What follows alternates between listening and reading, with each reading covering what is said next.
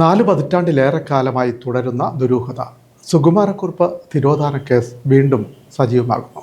1988 ബൊക്കാറോയിൽ വെച്ച് കണ്ടത് സുകുമാരക്കുറുപ്പിനെ തന്നെയാണെന്ന് നഴ്സായിരുന്ന രത്നമ്മയുടെ വെളിപ്പെടുത്തൽ. 4 പതിറ്റാണ്ടിലേറെക്കാലത്തെ ദുരൂഹത ഒഴിയുന്നില്ല.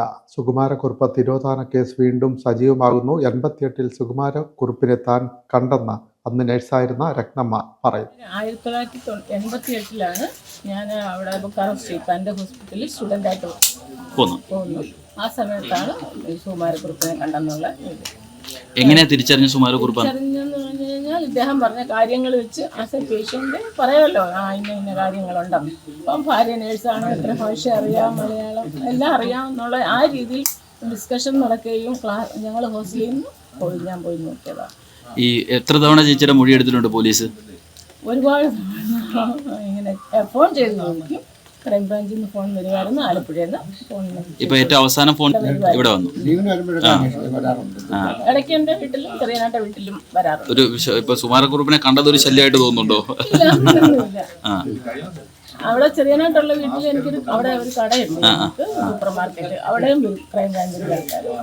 രത്നമ്മ നഴ്സിംഗ് പഠിച്ചിരുന്ന ആശുപത്രിയിൽ നെഞ്ചുവേദനയ്ക്ക് ചികിത്സ തേടി എത്തിയതായിരുന്നു സുകുമാരക്കുറുപ്പ്. കേസിൽ വീണ്ടും ക്രൈംബ്രാഞ്ച് മൊഴിയെടുത്ത സാഹചര്യത്തിലാണ് രത്നമ്മയുടെ വെളിപ്പെടുത്തൽ. 1988 ശേഷം പലതവണ ക്രൈംബ്രാഞ്ച് തന്റെ മൊഴിയെടുത്തു.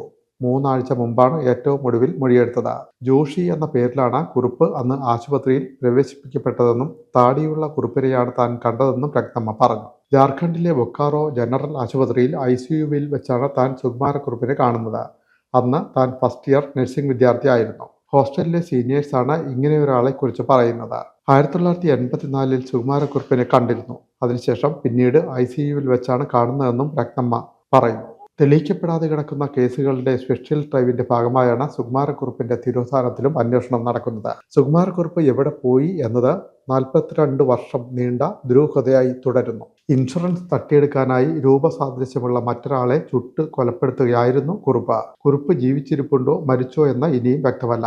വർഷങ്ങളായി മരവിച്ച കേസാണ് IG അജിത ബീഗത്തിന്റെ നേതൃത്വത്തിൽ ക്രൈംബ്രാഞ്ച് പുനഃപരിശോധിക്കുന്നത്. കേരള പോലീസിന്റെ പട്ടികയിലെ ഏറ്റവും പ്രധാനപ്പെട്ട പിടികിട്ട പുള്ളിയാണ് സുകുമാരക്കുറുപ്പ്. ആലപ്പുഴ ജില്ലയിലെ ചെങ്ങന്നൂർ താലൂക്കിൽ ചെറിയനാട് വില്ലേജിൽ പുത്തൻ വീട്ടിൽ ശിവരാമക്കുറുപ്പിന്റെ മകനാണ് സുകുമാരക്കുറുപ്പ്. ഗോപാലകൃഷ്ണക്കുറുപ്പ് എന്നാണ് യഥാർത്ഥ പേര്. പ്രീ ഡിഗ്രി തോറ്റ ശേഷം നാട്ടിൽ പലവിധ ജോലികൾ ചെയ്തു വന്നു. സ്ഥിര ജോലികൾ അന്വേഷിച്ചെങ്കിലും ലഭിച്ചില്ല.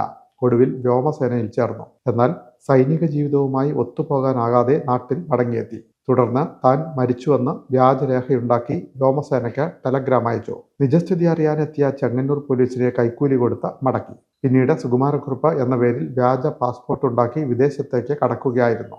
തുടർന്ന് അബുദാബിയിലെത്തുകയും അവിടെ ഒരു പെട്രോൾ കമ്പനിയിൽ എക്സിക്യൂട്ടീവായി ജോലിയിൽ കയറുകയും ചെയ്തു.